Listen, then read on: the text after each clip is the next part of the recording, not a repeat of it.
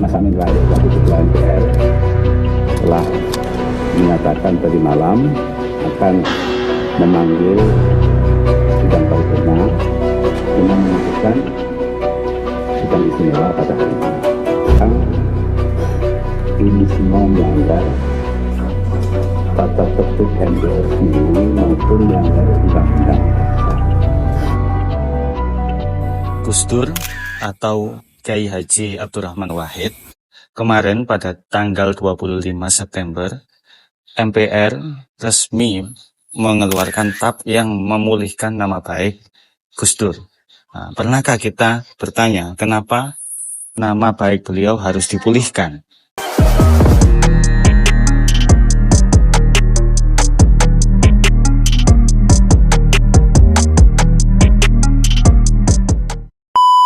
Gus Dur ini termasuk juga adalah tokoh yang berpengaruh di Indonesia. Beliau juga dikenal sebagai tokoh pluralisme, tokoh demokrasi, seorang ulama, dan seorang pemikir. Beliau juga terkenal sebagai aktivis HAM yang membela hak-hak kaum-kaum minoritas. Beliau juga dikenal sebagai pemimpin yang memperjuangkan keadilan. Meskipun terkadang hal-hal itu yang diperjuangkan oleh beliau adalah keputusan yang tidak populer. Tapi pada 2001 di dalam masa jabatannya sebagai presiden, kenapa Gus Dur harus dilengsarkan?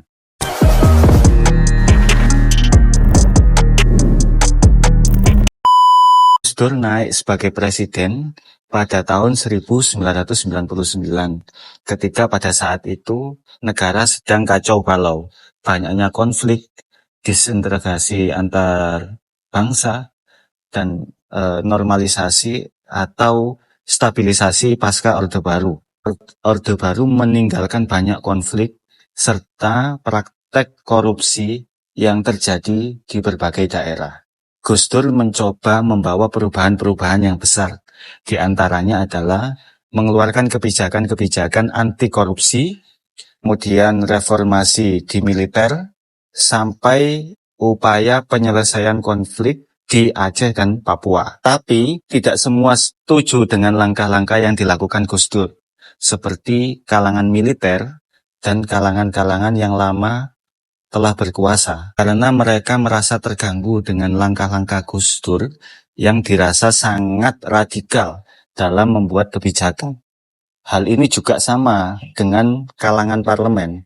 Di kalangan parlemen juga terjadi perselisihan dengan Gus Dur. Puncaknya pada tahun 2001 Gus Dur harus dilengsarkan.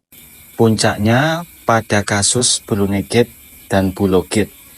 Padahal secara peradilan atau secara hukum Gus Dur dinyatakan tidak bersalah. Tetapi secara politik mau gak mau Gus Dur ini harus dilengsarkan karena banyaknya kebijakan-kebijakan yang radikal tadi itu yang dilakukan oleh Gus Dur.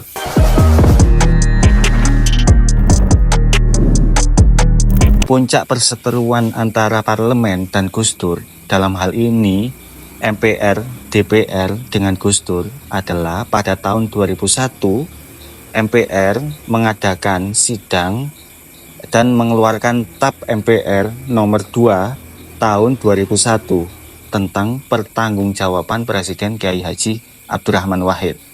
Sidang itu menyatakan bahwa Gus Dur dianggap melanggar konstitusi dan menuntutnya pada sesuatu yang harus melengsarkan Gus Dur. Sebenarnya Gus Dur tidak hanya diam. Pada waktu itu, Gus Dur mencoba melakukan perlawanan dengan mengeluarkan dekret presiden yang isinya adalah membubarkan MPR dan DPR karena Gus Dur merasa bahwa parlemen tidak mencerminkan keinginan rakyat. Setelah dilengsarkan, Gus Dur meninggalkan istana meskipun beliau tahu bahwa dengan segala cara dan upaya Gus Dur mencoba untuk dilengsarkan. Tapi Gus Dur dengan damai keluar dengan istana dan meredam para pendukungnya agar tidak melakukan kerusakan ataupun sebuah tindakan yang anarkis. Tapi tetap saja pelengseran Gus Dur sebagai presiden ini tetap meninggalkan luka bagi para pendukung-pendukungnya.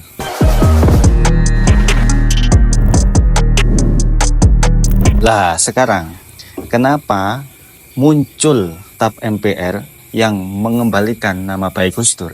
Pertama, banyak pihak yang merasa bahwa pelengseran Gus Dur ini adalah karena faktor politik yang tidak ada unsur hukumnya atau tidak ada muatan hukum kesalahan yang dilakukan oleh Gus Dur. Karena Gus Dur secara hukum tidak pernah terbukti melakukan hal-hal yang dituduhkan oleh orang-orang yang berseberangan dengan Gus Dur. Gus Dur adalah sosok yang besar dan dikenal sebagai tokoh yang memperjuangkan demokrasi, pluralisme, dan memenuhi hak-hak minoritas serta kebebasan dalam beragama. Keberanian beliau dalam hal inilah yang menyebabkan Gus Dur itu mempunyai banyak musuh. Keberanian beliau inilah dalam menegakkan prinsip-prinsip yang beliau yakini yang membuat Gus Dur itu mempunyai banyak musuh yang tidak suka kepadanya. Kedua, Gus Dur dianggap sebagai pahlawan demokrasi karena banyak orang yang merasa beliau adalah sosok yang mencerminkan keinginan rakyat yang beliau pimpin. Sayangnya TAP MPR yang melengserkan Gus Dur belum dicabut karena berhubungan dengan nama baiknya.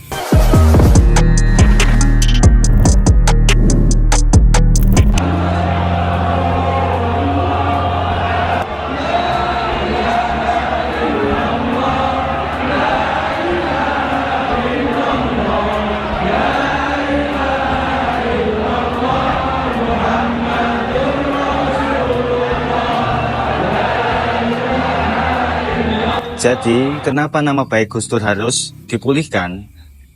Itu jawabannya adalah karena apa yang dilakukan parlemen waktu itu adalah intrik politik yang diupayakan untuk melengserkan Gus Dur dengan cara apapun secara politis. TAP MPR tahun 2001 nomor 2 tetap menjadi luka sejarah yang harusnya itu memang harus dicabut. Hal ini untuk perbaikan dan pengembalian nama baik beliau karena beliau adalah sosok yang dianggap sebagai bapak atau guru bangsa di Indonesia. Diharapkan pencabutan TAP MPR nomor 2 tahun 2001 ini menjadi jalan pembuka bagi pemerintah dan MPR untuk mengembalikan nama baik Gus Dur. Sehingga Gus Dur menempati tempat yang layak di hadapan sejarah dan di hadapan parlemen dan pemerintahan Indonesia. Bagaimana kita tahu yang disebutkan tadi bahwa Gus Dur adalah pahlawan pluralisme dan pahlawan demokrasi. Tapi menurut kalian, apakah penting pemulihan nama baik Gus Dur ini, ataukah kita nggak pernah berpikir bahwa Gus Dur itu namanya tidak baik? Coba komen di bawah. Mungkin itu yang bisa kita sampaikan. Semoga bisa kita ambil pelajaran dari video yang singkat ini. Silakan bagi ingin komen atau like atau share dan bagikan video ini jika video ini dirasa bermanfaat.